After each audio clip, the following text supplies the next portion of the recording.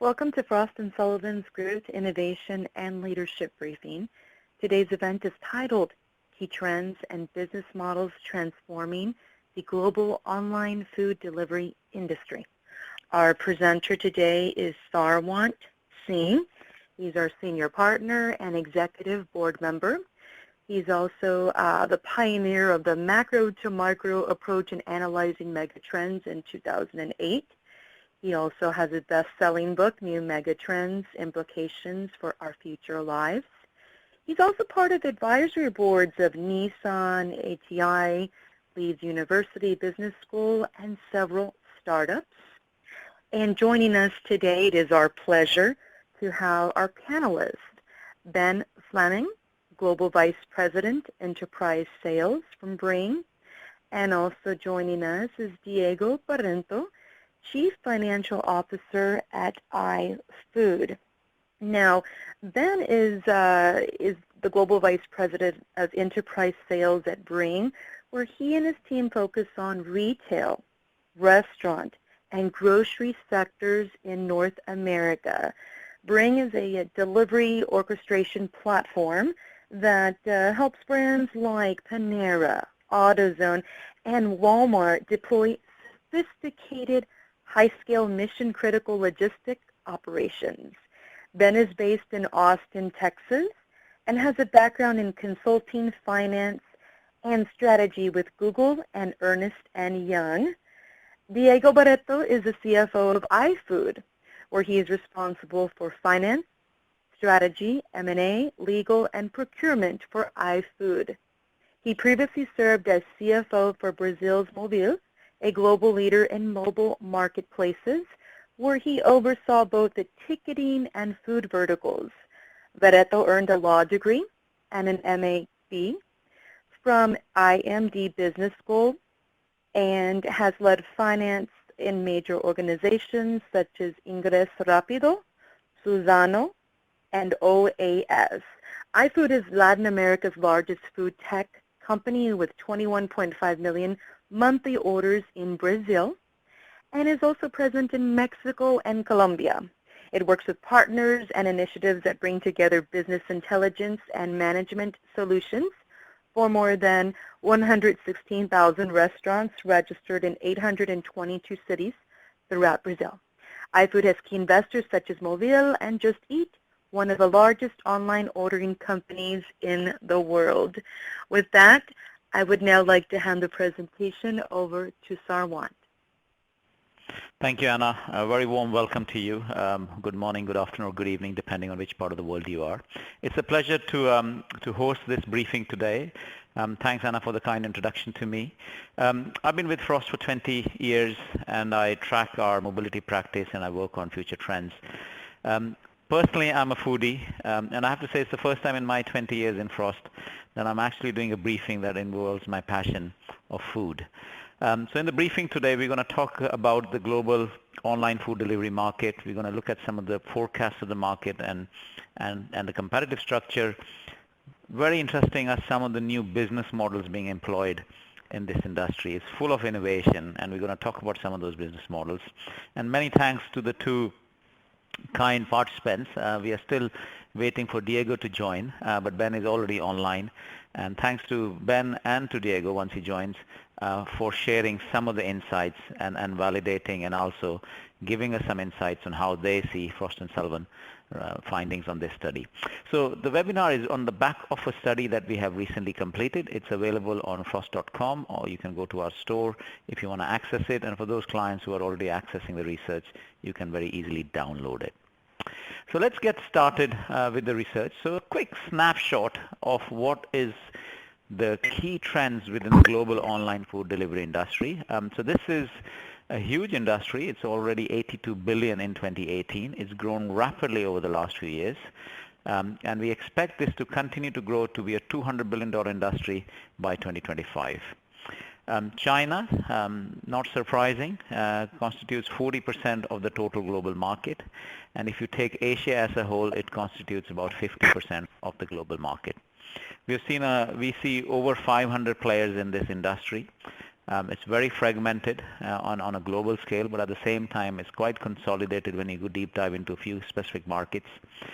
We expect a lot of investments, very high valuations, and possible mergers and acquisitions, including a lot of globalization of these players. I compare the online food delivery market to the ride-hailing industry. There are quite a few synergies here because it's a lot about last mile connectivity. What is interesting is, as we have seen in the ride-hailing industry, where we had a number of players, Uber was one of the key ones, and we've seen the Chinese players are one of some of the big ones. We will see similar trends within this industry. In terms of innovation, which we'll talk about, we see some exciting, innovative ideas coming in from the market, and we'll discuss that in my presentation. Before we go, let's have a quick question just to make it a little bit more interactive briefing. What is the most ordered type of food for breakfast in India? So if there is a little poll button on the right-hand side, and you can poll this. So is it a masala dosa, which is a savory South Indian dish? Is it the typical sandwich we eat in the Western world? Or is it a meat biryani, which is a rice dish? Or is it a stuffed chapati, what we call an aloo paratha? With the exception of, well, I guess all four are savory dishes. They're not sweet dishes. So do you want to take a guess on what is perhaps the most ordered dish in India for breakfast?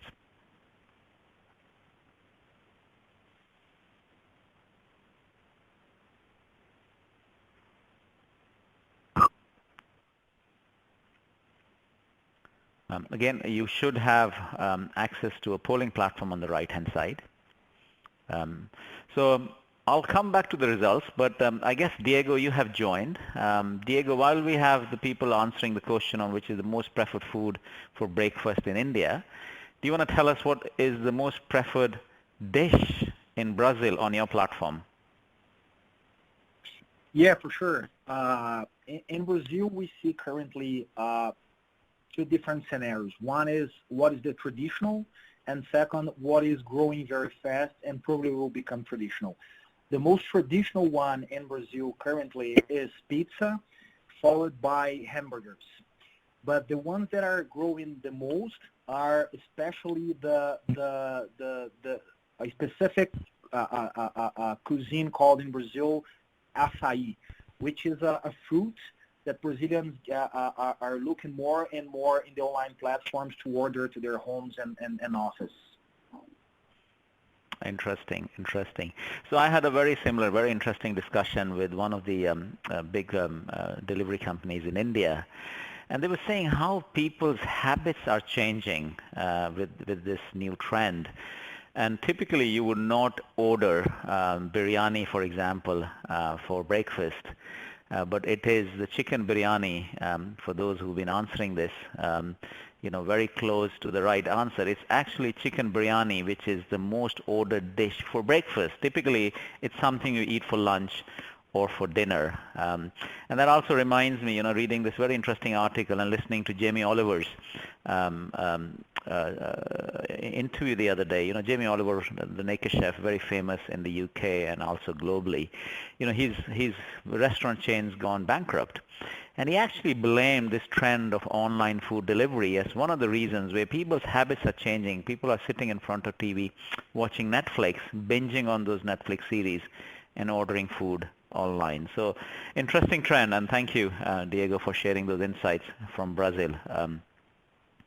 Moving on, let's look at the global heat map of online food delivery. So as I mentioned, this is a $200 billion market. Very big in Asia, in particular China and the Asian countries constitute about 50% of the market, followed by US. And on the next slide here, you can see how the 5 big markets compare. So if you combine the 4 key markets here on the left-hand side, they sort of add up to the biggest market, which is China. China continues to grow rapidly. Interesting here, I think, is Germany. I have a German wife, and when I'm at Christmas with my in-laws after eating a few days of German food, I'm longing for some pizza or burgers. And normally in Germany, you cannot order home delivery. good old days in the UK, you could order your local curry house and say, hey, can you deliver this curry to me? It doesn't work like that in Germany. But it's interesting, even markets like Germany are now changing, and this trend of food delivery is growing in these markets. So maybe a question here. Let me start with Ben here. Ben, what are your, how do you see this global market? What kind of growth are you seeing, in particular some of your home markets? And Diego, I'd like to then ask the same question to you. Yeah, so we operate primarily in Europe, North America, and South America. North America and South America are probably our strongest markets. In North America, this is obviously everything's growing very fast. I've been in this market and tracking it and pretty deeply engrossed in it for 6 or 7 years. And I remember at the beginning of that, everyone was talking about delivery and how important it was going to be, and now we're starting to really see that, to the point where some of these larger brands are starting to see 10, 20, 30% of their revenue is now coming from delivery. And they're really starting to wake up. It's not just an afterthought now. And we're seeing these brands really having to take a step back and make strategic decisions about what their delivery operations are going to look like, versus just having to be an add-on for them. Yeah. No, thanks for that, Ben. And Diego, what are your views on the size of the market, especially in Latin America, and what sort of growth rates are you seeing? And do you agree with our numbers here? Yeah, well, actually, when I take a look to these numbers and compare it to Latin America, my impression is that these numbers are conservative, or Latin America will be a different case. We don't expect to see something lower than 40-50% CAGR between 18 and 25. And the reasons are, first of all, there's a huge change in the infrastructure for mobile usage in Latin America, which is addressing more and more the needs of people that didn't have access before. That's the first thing. The second one is the food space in Brazil understood the importance of the delivery, which therefore are making them more prepared and willing to work with delivery. So we have more supply in the market. Third, there are huge infrastructure problems regarding traffic, as well as problems with security, which means that people tend more and more to take advantage of having delivery at their homes and office. And fourth, there are new verticals that are becoming more important, which will increase more and more this CAGR during this period here. Examples: groceries, convenience, frozen foods, signatures, subscription plans, and things like that. So there are much more growth in Latin America, and as I said, I don't expect less than 40% in this period from 18 to 25. Yeah. No, you're right. So we don't include things like groceries and other value added in our forecast. But looking at ride hailing, Latin America was late to catch on, but look at the penetration of ride hailing in Latin America. I was in Sao Paulo in November, and you're absolutely spot on about the traffic and the traffic also from ride hailing firms. So I wouldn't be surprised that the growth rates are aggressive as you see. Moving on, thank you. Let's have another poll question. If you don't mind going to the second poll question, and if you can just tell us who do you believe is the biggest player in this online food delivery market in terms of revenue and valuation? Is it Uber Eats? Is it LME? Is it Meituan? Or is it Deliveroo?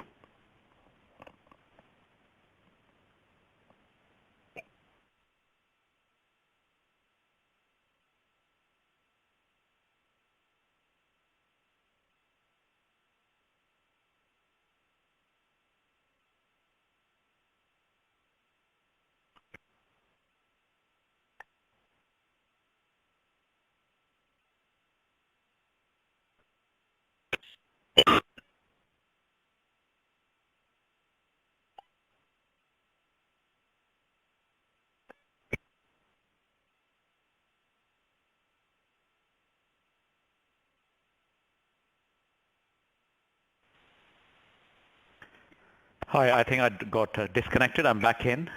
Anna, is the voting happening? Yes, Sarwant, I see the voting is currently happening right now, so we're still getting the numbers in right now. Perfect. Excellent. So while we're having the voting, I think typically what we expect, all of us, typically again, like I said, there's some really good parallels with the ride-hailing industry. Normally people think Uber Eats is the biggest player in the market. Of course, it is one of the most global. But like we have seen with the ride-hailing industry, it's actually Didi who's the biggest ride-hailing player. And just to give you the answer for this, actually the biggest player is Meituan, the biggest Chinese player, a company that is valued at over 50 billion and makes 6 billion plus in terms of revenues.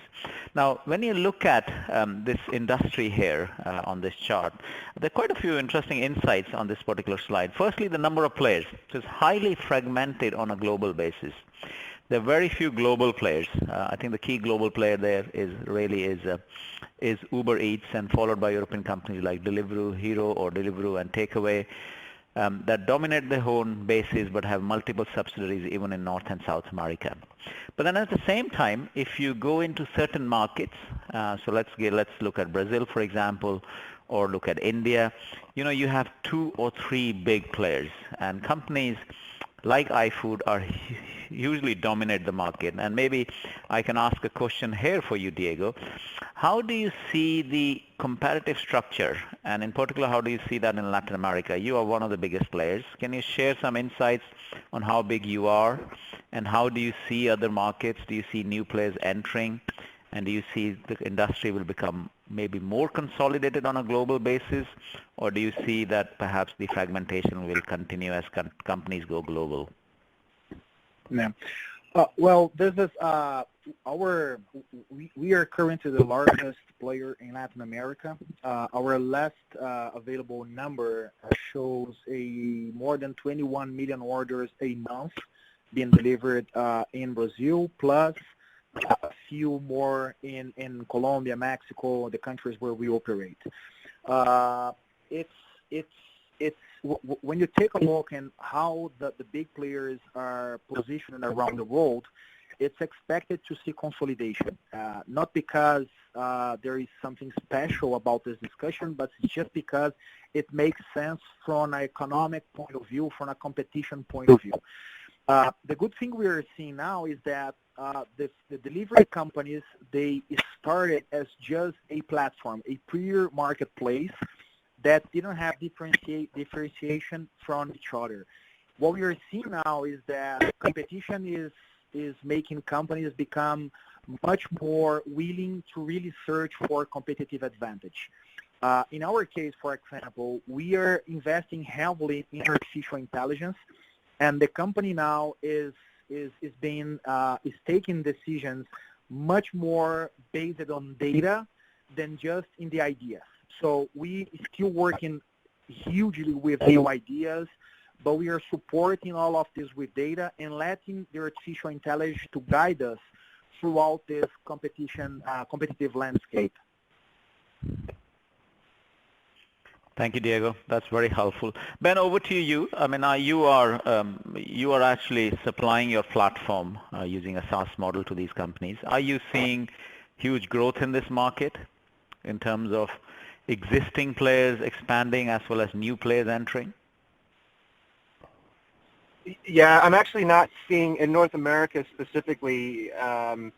There historically has been a lot of niche players. Every college town in America had their local delivery service, or RDS they called it. There's a whole cottage industry. And over the past 5 years, I've really seen those smaller, real regional and local players really struggle as the DoorDash and the Uber Eats and the bigger guys expand their tentacles further into the secondary and tertiary markets. That's what I've seen. Okay. Excellent. No, thank you. Thanks, Ben, and thanks, Diego. Moving on, let's look at the key company profiles here. As discussed before, Meituan takes the cake in terms of global performance, delivering over 6 billion orders annually and being valued at a staggering 55 billion. This is 2018 numbers. Uber Eats comes in second with 830 million orders around the world, and iFood, which we just heard from, is another big unicorn in the region with over 140 million deliveries in Brazil. Then we have got European players, Just Eat and Delivery Hero also have similar valuations, 5 to 6 billion respectively, and delivering over 300 meals every year. Talking about valuation, maybe a question for you, Diego.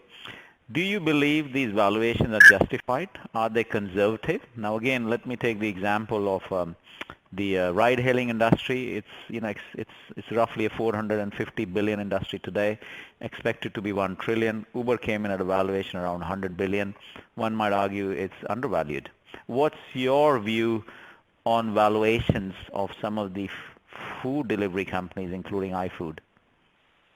Yeah. Well, my opinion on that is that valuations can be justified if there are competitive advantage and or there are an expectation that can really be materialized in how you're operating your company. What I'm saying is, in the end, you can tell anything you want, but the thing that will justify is how you can prove your operations or your competitive advantage will be able to really harvest the value that you are seeing in a number. So in our case, for example, we are working hardly to have the best logistics cost in the world. And why that? Because if I want to be bigger and bigger, I have to go to the mass market. To go to the mass market, the value of each order should be lower. As a consequence, I have to lower the logistics cost to have economic value in the end, right? So the question here is less about if the multiples of the sector are right, but it's much more what each company here is doing to make the value be really real. So I think there are companies that are doing a good job working on that, and that other companies that are just working with vouchers, coupons, and trying to make numbers big in order to justify a valuation. And that's not how you make a company more valuable. Yeah. No, I agree. I think in some of these fast-growing industries, if it's a value for many model companies can, put incentives in place to boost their valuation, but that's not a sustainable model. Absolutely agree with you. Moving on, thanks for that. Let's look at some of the business model innovations happening, and let's start with looking at how online food delivery industries are actually expanding within the value chain, both backward integration as well as forward integration. So you might remember, the coffee companies many years ago, they started as selling coffee, but they ended up also getting into the farming business. Likewise, let's look at the tire companies. They also started growing rubber plantations. And we are starting to see some of these food delivery companies also doing backward integration, getting involved in the farming sector. But most interestingly, what we're seeing is they're doing what I would say forward integration, getting a lot more involved within the restaurant business, and they're innovating in different ways. And I'll talk a little bit about what Diego said in terms of leveraging data. I think it's incredible how they're leveraging data. But in terms of the business model, we see 3 types of distinct business models: companies that are full stack players, delivery enablers, and companies that are aggregators. In the full stack model, the online food delivery company operates in the 3 core aspects of the online food value chain, including the platform, kitchens, and executing the delivery to the customer. This allows the company to ensure quality and reduce costs, but is a bit more expensive and complicated to run. So companies as Demakan in Malaysia, Grain in Singapore, and Zomato in India practice this. In the delivery enabler model, companies look at only specializing on the platform and the delivery links in the value chain. The majority of online food delivery companies work with this strategy and partner with kitchens and restaurants to get the food to the customer. Some good examples are Uber Eats, the Japanese, Demakan, and Grab in the APAC region. And then finally, you've got the aggregators, which focus solely on the technology side of the things, the platform. Their sole purpose is to collect, store information, and coordinate with restaurants and kitchens. And then they work with third-party delivery companies to get the food to the customer. What is also interesting is on this new slide is some of the new innovations like cloud kitchens or dark kitchen, as it's referred. So again, I was having a very interesting conversation with a food delivery company, and they were mentioning how they leverage data, and Tiago mentioned this briefly, is they know on a particular day in the evenings between 6 and 7 p.m. how many order of pizzas are going to come in. So what they do to be, and their business model is, you don't have people hungry, more than 4 minutes wait, and it puts off customers. So what they do is they pre-prepare and semi-freeze a lot of these pizzas a day before. They stick it in the oven, and they have a dark kitchen operating, which is in a small 5-mile or smaller radius to the customer delivery points. And as soon as the order comes in, the chef sticks it in the oven. It's ready in 15 minutes, and it's on its way to delivery. So that's one of the business models that companies are operating. The other business models, like we talk about, is the chef-butler model, which is they will actually create a kitchen which is shared. So let's say there's a restaurant in north of London. They don't operate in south of London, but there's a lot of demand for the restaurant's food in south of London. So they will invite one of the chefs in the shared kitchen to cook that food, and they will deliver to customers in south of London. So people in South London can also enjoy food from the customers in the north. Incredible. Diego, what kind of business models are you seeing? What kind of innovations are you witnessing in this industry? Well, we are seeing all of the scenarios that you pointed out here, which is great, which means that there are innovation in the industry and people are trying to find different business models. In the end, all of them are sustainable. All of them are appropriated, and they will make money at a certain point. The question here is, what's the size of each one? And the industry is still discovering that. The industry is still discovering how much a brand will be important, what's the type of level that the consumer will demand from now on. The industry is discovering if we are going to a more experience style or to a more efficiency style from the consumer point of view.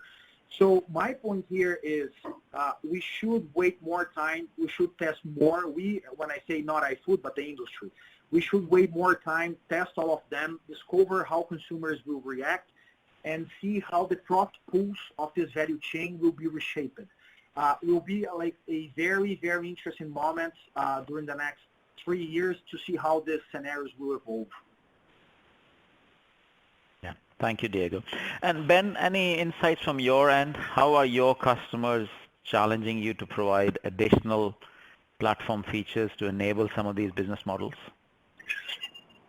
Yeah, some of the interesting, most interesting business models that we're starting to engage on and discuss is around, some of these brands with large fleets, right? You look at the pizza guys, or even Panera, which has 15,000 drivers, starting to think about their fleets, their delivery drivers as assets, expensive assets that they need to utilize, and how can they use those fleets when they're not active, when they're not being kept busy, to maybe do deliveries for another non-competing brand, right, and to consolidate and pool those fleets, and even looking across industries, right, like how Panera, they do most of their deliveries around lunchtime. AutoZone or WorldPack or some other auto parts, they do all of their deliveries at 8 o'clock in the morning. So maybe there's a way to complement each other and share fleets. That's a lot of the discussions that we're starting to have, because these fleets are expensive. Interesting you say that, yeah. At the end of the day, you're right. It's about how you can boost the utilization rates. Yeah, and you're absolutely right. There's a peak demand of food at certain hours of the day. and what can we do? And I think Diego mentioned that. And maybe if I can just maybe throw it back at you, Diego, is you mentioned very interestingly how you are starting to see these companies get into other forms of delivery, grocery, others. Can you expand on how do you see this line expanding? What new product lines and services could these food delivery companies add in the future? Oh yeah, for sure. I believe there are multiple new ways that entrepreneurs, will explore this space in the near future. One of the things is it will be possible to produce a very special brand and very special meal from Japan, from UK, from New York, from Cape Town, for example, in São Paulo. So people will, for example, build cloud kitchens that basically will sign deals to produce here very specific brands and very specific meals. So I'm not talking about the typical franchising. I'm talking about a cloud kitchen going to a very important chef in these places that I mentioned and say, can I produce that in Brazil with this standard? And I'm going to pay you some royalties because of this. So that's one of the things. It's much more focused on clients that generally go outside and love gastronomy and love specific kinds of chefs. So that's one thing. A second one is there are very local brands that are very strong that didn't have financial conditions to expand in a certain region, in a certain country. And using these new models, they will be able to find, for example, investment funds that will invest to expand through, for example, cloud kitchens, and that will allow them to expand geographically without putting their efforts, their own efforts, the efforts of the chef that created that local brand to do this whole effort. And this is very important, especially because in this industry, most of the chefs that work, they don't have managerial skills. They don't know how to manage a company. So they will basically continue to work in their lab while allowing people to get these new models and expand geographically. And this is like really, really unbelievable. This is something that we didn't see before. If you think about how you, for example, travel today, you go to a specific city and say, I want to buy the meal of this chef because I read about that. And with this new model, maybe it will come to you because somebody will be able to expand that local chef internationally or nationally. So these are two very important trends that I'm seeing happening in Latin America. It's still not at scale, but probably will be in the near future.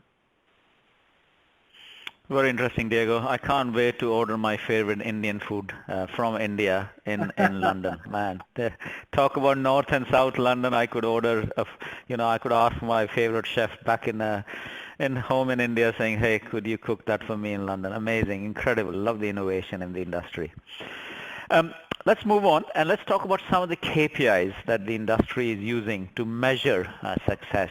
Firstly, quick snapshot on what is the average order at the bottom. No surprises there. A lot of orders in India, but the average size of that order is much lower. These are some of the KPIs we see. So that's the average revenue per order, the GMV, the average order value, and also the number of monthly, yearly active users. So again, maybe question back to you, Diego, first is how do you measure, what are the KPIs you use in measuring success in your business and how these are changing? Well, in our opinion, it's everything about how you acquire your clients and how you retain your clients. So, of course, you can use different KPIs, but in the end, it comes to the fact that you have to acquire the right customer and maintain him in the platform. Therefore, the cost of acquisition, it's very important. Secondly, the frequency. And third, retention. So if you are able to keep these three KPIs in a very good level, you are building a great business in the food delivery space.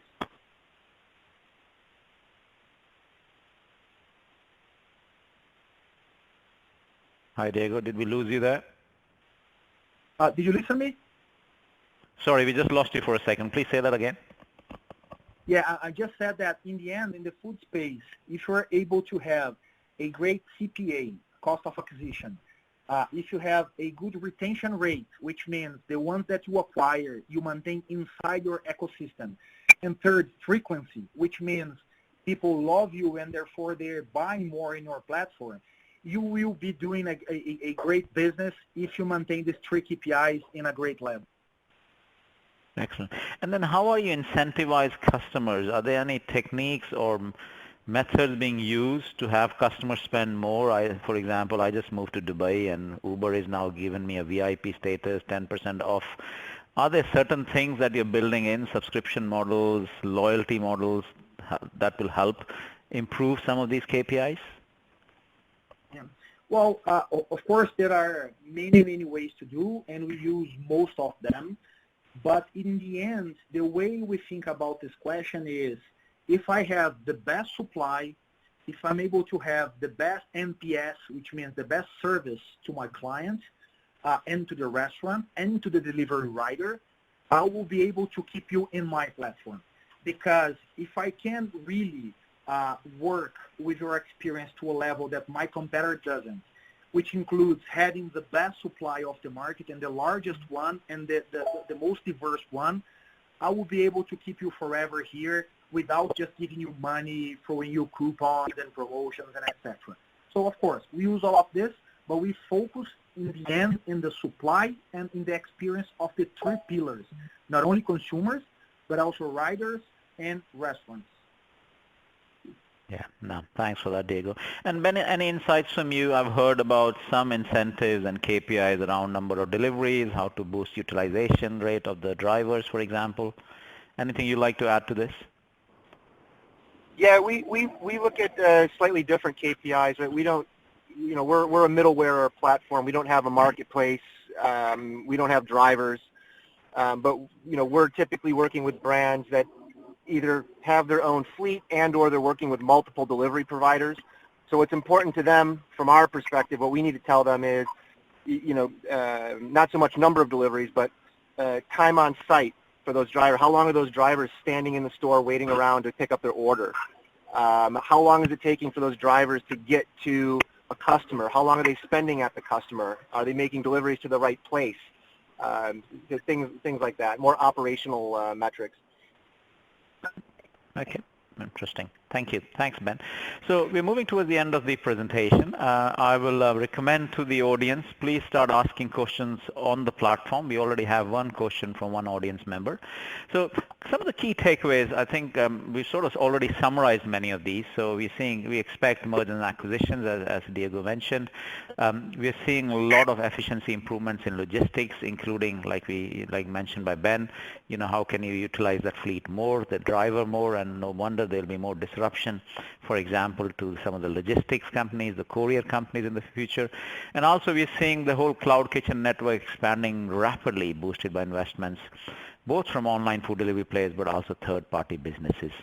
In terms of some of the key three bold predictions we have, we expect a lot of industry consolidation in each country level. We expect some silly valuations in the market, as we have seen with the ride-hailing industry. And what we're also seeing is, there is a great synergy, as I mentioned earlier, is between multiple industries. And so we believe some of these food delivery companies, ride-hailing firms, will build master mega aggregator platforms. We've already seen that announcement coming from the Uber CEO, where they have the ambition of building the ultimate platform, the ultimate marketplace that controls many things. Very interestingly, I was talking to a media company the other day, and they are launching a media aggregator black box, which will aggregate media from Apple, some of these already exist, from Apple, Prime, Netflix, and many other channels. And what they're also looking at is how they can perhaps also aggregate, for example, food delivery apps on it. So while you're binging, you can order your food, you can order other things. So again, interesting how the food delivery market will expand and aggregate beyond just that the farm to fork ecosystem. What we also expect to see is a lot of these companies who are very national or becoming international and more becoming global in the future. What I find is also innovations in some of the secondary ecosystems. So for example, I've seen some amazing innovation on how the food is being packaged. I've had some discussion with some chemical material companies in developing special products, plastic products, special materials to keep your food warm or cold or both. And also in India, how the food is being presented. Absolutely amazing innovation in this marketplace. So with this, I think we're coming towards the end of the presentation. I'll open I'll recommend to the audience to ask any questions. We already have a couple of questions, so I'm going to fire the first one to you, Ben. The question is, do you see that online food delivery companies will want to broaden the scope into the delivery services like courier service?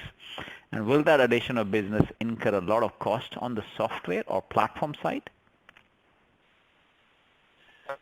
Yeah, I mean, I absolutely. We're already seeing it, with DoorDash Drive, DoorDash is, and Postmates as well, where they're just, again, utilizing those fleets. In order to attract and retain drivers, you need to keep them busy. And the more drivers you attract and maintain, and you want that the scale, you have to keep them more busy. So going into new markets, new verticals, whether it's grocery or auto parts or pharmaceuticals, we're already seeing that, and I would expect that to continue. Thank you. Thanks, Ben. The other question, maybe I'll direct this towards you, Diego, is do you see any chance for small and medium local delivery platforms? Very niche, very specialized. Yeah, I think so. The problem in the end is if you can niche, you can be very specialized if you have the exclusivity to do that.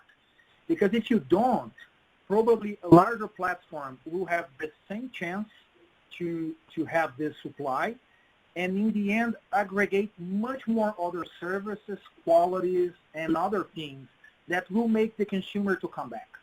So let me give an example.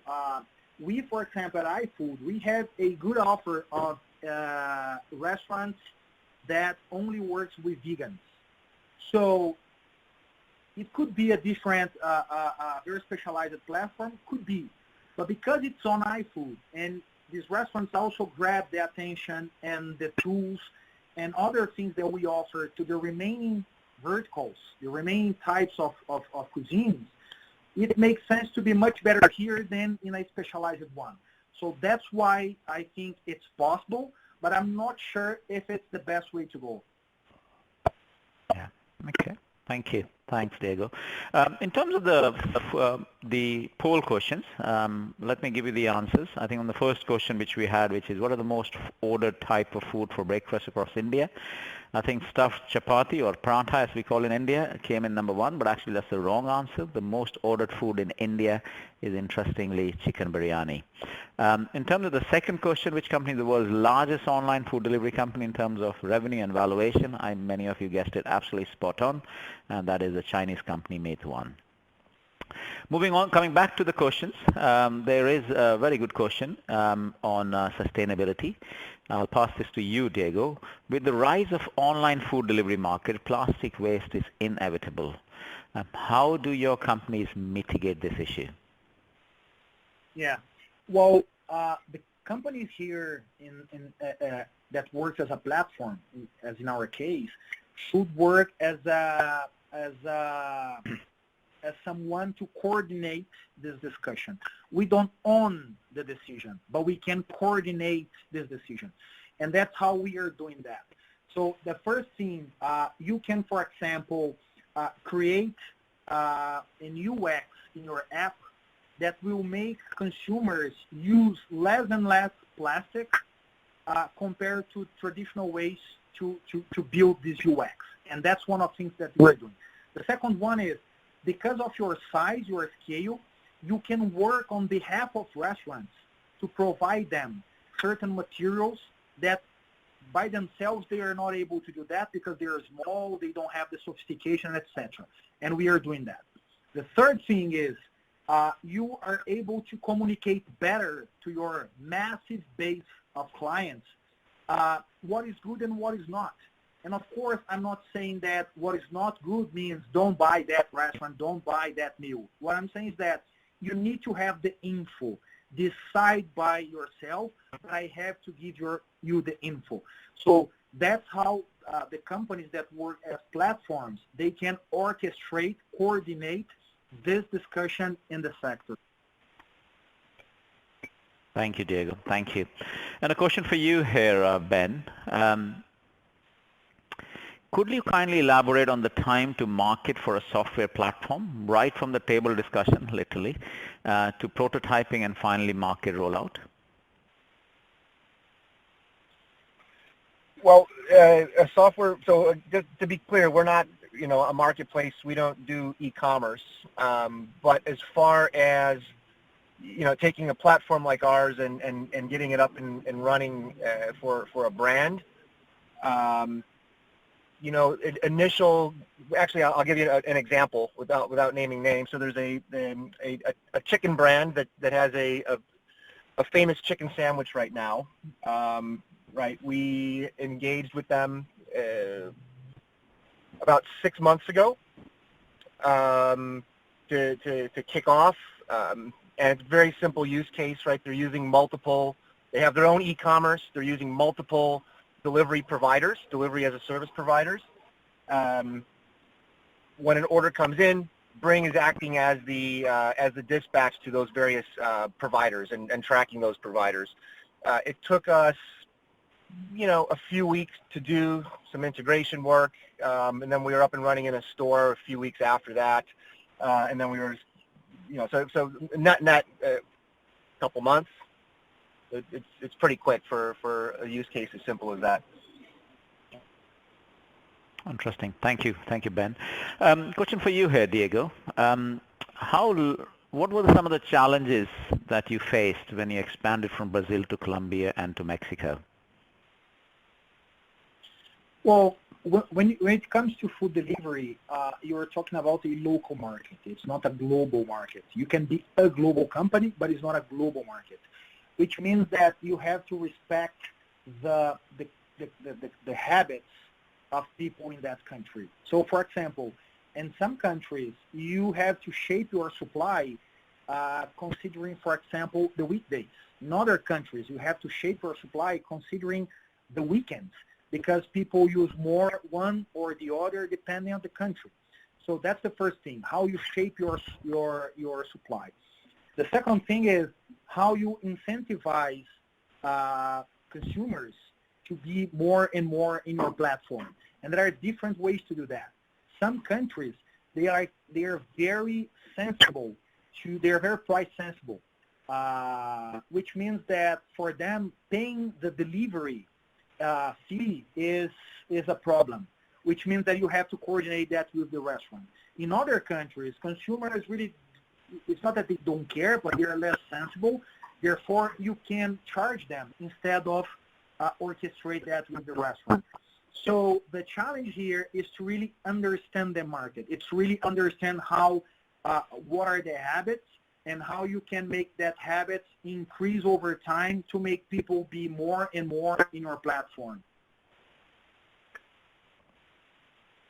Thank you, Diego. Interesting. Yeah, and then it's interesting when companies like McDonald's and some of the Pizza Huts, when they moved globally, it was interesting how that same pizza was customized to local markets. And in some big markets like India, China, it can even be customized from north to south India with very different flavors.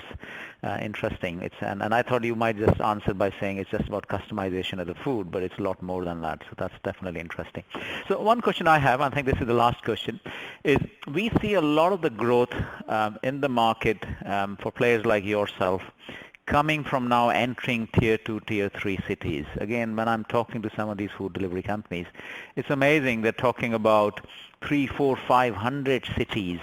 And I met Swiggy in India, and they were saying they're opening a city every day, almost every week. So I wanted to ask you, is this the kind of pressure you are also facing, is to very rapidly expand and enter more and more cities and towns? Well, I don't call that a pressure. I call that strategy.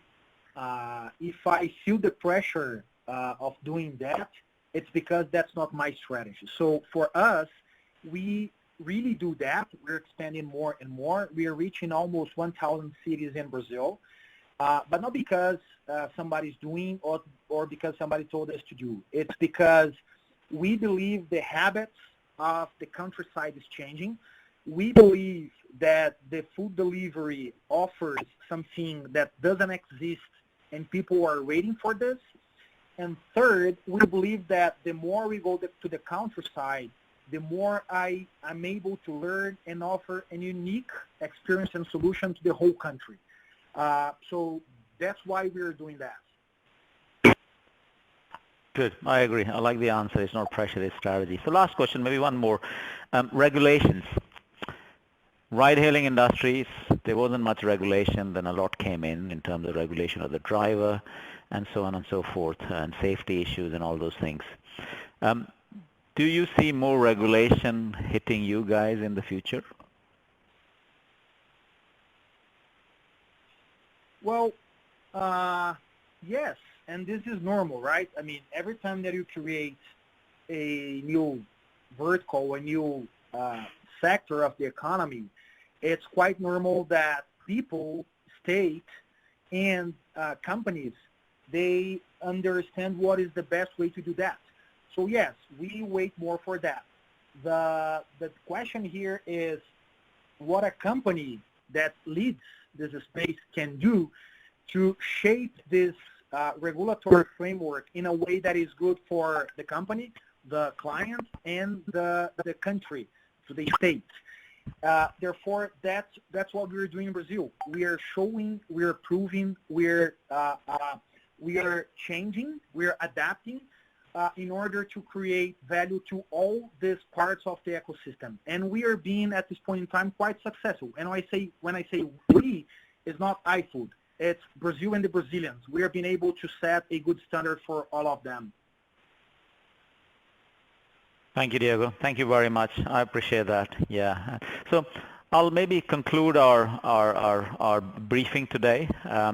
I would like to thank Ben and Diego very much. Really interesting insights on this very exciting market. For those customers listening to us, Frost & Sullivan, just to recap, has published a global study on this, and you can access that study by going on our platform. We also provide consulting advisory services. As a matter of fact, right now we are about to start supporting an IPO process for one of these companies in the market. So any help, any support you need from a strategy, from advisory side, implementation, please give us a call. So once again, a very big thanks to you.